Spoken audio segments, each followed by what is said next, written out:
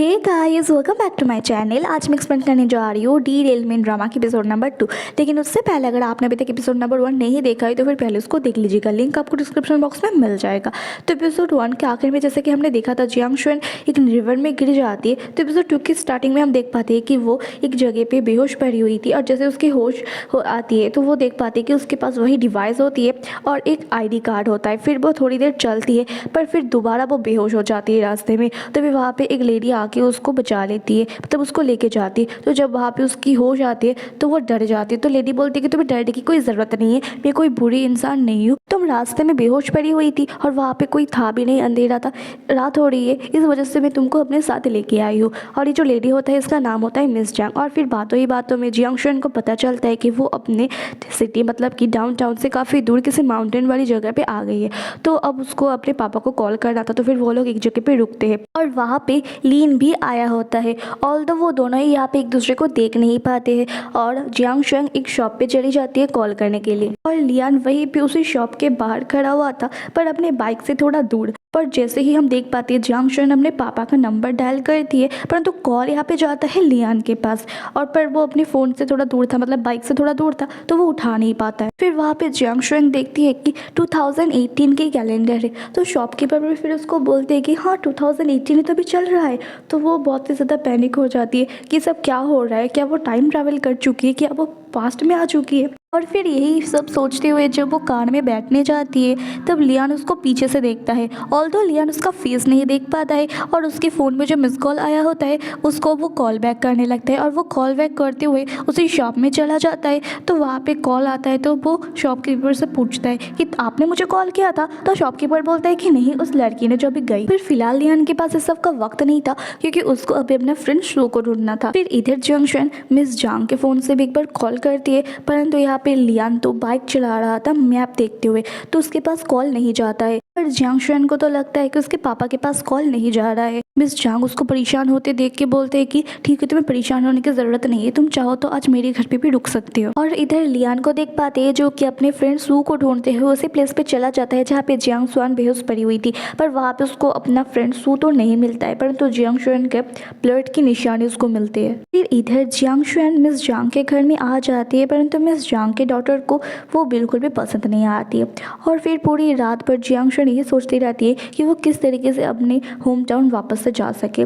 उसके पास इतना तो पैसे नहीं है कि वो फ्लाइट ले सके, तो उसको ट्रेन से ही जाना पड़ेगा। फिर अगले दिन लियान पुलिस ऑफिसर से बात करने के लिए जाता है और पूछते हैं कि उसको अपने फ्रेंड सू के बारे में कुछ पता चला कि नहीं। परंतु पुलिस ऑफिसर बताते हैं कि मैंने बहुत कोशिश की है उसको ढूंढने का, परंतु मुझे कुछ भी इन्फॉर्मेशन नहीं मिला था। और इधर जियांग शुएन के पास भी दिखाया जाता है जहाँ पे सब कुछ नॉर्मल था, परंतु सडनली वहाँ पे मिस जांग ऊपर से गिर जाती है, उसको चोट आ जाती है, उसको हॉस्पिटलाइज करना पड़ता है। सब लोग उसको हॉस्पिटल लेके जाते हैं और वहाँ पे सब लोगों को लगता है कि जियांग शुएन उसके रिलेटिव है, तो उसको भी हॉस्पिटल में भेज देते हैं। तो फिर वो हॉस्पिटल में ही वेट करने लगती है और जैसे ही वहाँ पे डॉक्टर आती है तो वो डॉक्टर को सब कुछ दे के जाने लगती है। पर तो डॉक्टर उसको रोते हुए रोक लेती है और बोलती है कि हमारे पास पैसे नहीं है इतना ज़्यादा, तो प्लीज़ हमारी मदद करो।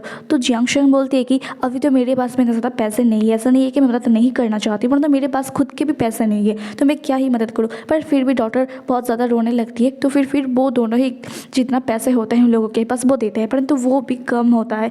फिर भी वो लोग वही देते हैं और बोलते हैं कि बाकी के पैसे वो लोग बाद में भर देंगे। परंतु तभी वहाँ पे हमारी लियान आ जाता है और सारे पैसे जितना भी बाकी था वो सब कुछ भर देता है। तो फिर वहाँ पे जियांग शुएन उसको थैंक यू बोल के चली जाती है। परंतु अब जियांग शुएन के साथ ऐसा हो गया था कि अब अपने होम टाउन जाने के लिए ट्रेन तो दूर की बात है, वो बस तक अफोर्ड नहीं कर सकती है। और तभी वहाँ पे लियान आके उसके साथ बात करने की कोशिश करता है, परंतु जियांग शुएन तो उसको पहचानते ही नहीं है। तो लियान भी हैरान हो जाता है कि ये ऐसे क्यों बिहेव कर रही है कि ये मुझे पहचानती ही नहीं हो। परंतु तभी वहाँ पे जियांग शुएन को चक्कर आने लगती है और फिर जब उसकी होश होती है तब वो देखती है कि वो हॉस्पिटल के बेड में है और उसको लियान नहीं लाया होता है। पर यहाँ पे जियांग शुएन थैंक यू होने के बदले वो और भी ज़्यादा गुस्सा हो जाती है। वो बोलती है कि तुम लड़के ना ऐसे ही होते हो, जैसे ही तुमको पता चल गया कि मैं जियांग ग्रुप की CEO की बेटी हूँ, वैसे ही तुम बहुत अच्छी तरीके से बिहेव करके मुझे इम्प्रेस करने लग गए है ना, तुम लड़के ना ऐसे ही होते हो। तो लियान हंसने लगता है, तुम और जियांग ग्रुप के CEO की बेटी हो।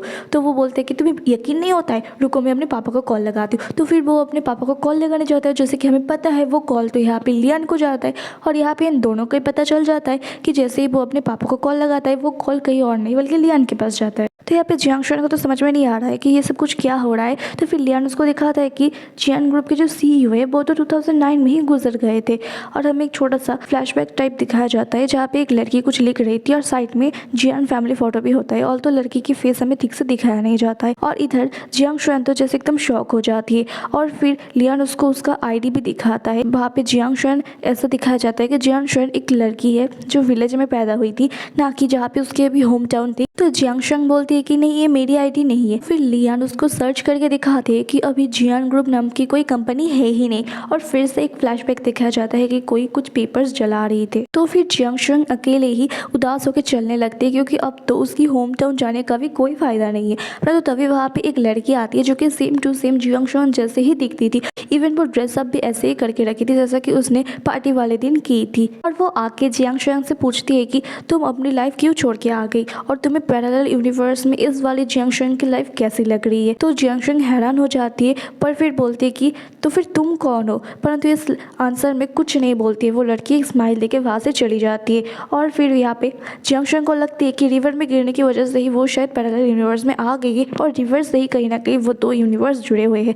तो फिर वो फिर से रिवर में कूद जाती है। परंतु वहाँ पे कुछ लोग होते हैं तो फिर वो लोग समझते हैं कि ये सुसाइड करने जा रहे हैं तो वो लोग उसको बचा लेते हैं और फिर सीधे जाके पहुँचते पुलिस स्टेशन। ऑफिसर को लगता है कि जियांग शुआन की हार्ट ब्रेक हुआ है, इस वजह से वो सुसाइड करने की कोशिश कर रही थी। परंतु जियांग शुआन बार बार उसको समझाने की कोशिश कर रही थी कि ऐसा कुछ भी नहीं है, वो सुसाइड करने की कोशिश नहीं कर रहे थे। तो वहाँ पे लियान आ जाते उसको छुड़ाने के लिए और फिर वो ऑफिसर से कुछ बातें भी करता है उसके फ्रेंड सू के बारे में। और फिर से ऑफिसर बताते हैं कि मैं आपको बहुत बार बता चुका हूँ कि मैंने उसके बारे में बहुत ज़्यादा इंक्वायरी किया था, परंतु सब लोग बोलते हैं कि सू नाम का कोई बंदा कभी एग्जिस्ट ही नहीं करता था। और फिर इसी के साथ एपिसोड 8 भी खत्म हो जाता है। अगर वीडियो अच्छी लगी हो तो फिर वीडियो पे लाइक शेयर एंड कमेंट ज़रूर कर देना और आगे की एपिसोड्स पाने के लिए एपिसोड 3 लिख देना कमेंट पे और चैनल को भी सब्सक्राइब ज़रूर कर देना।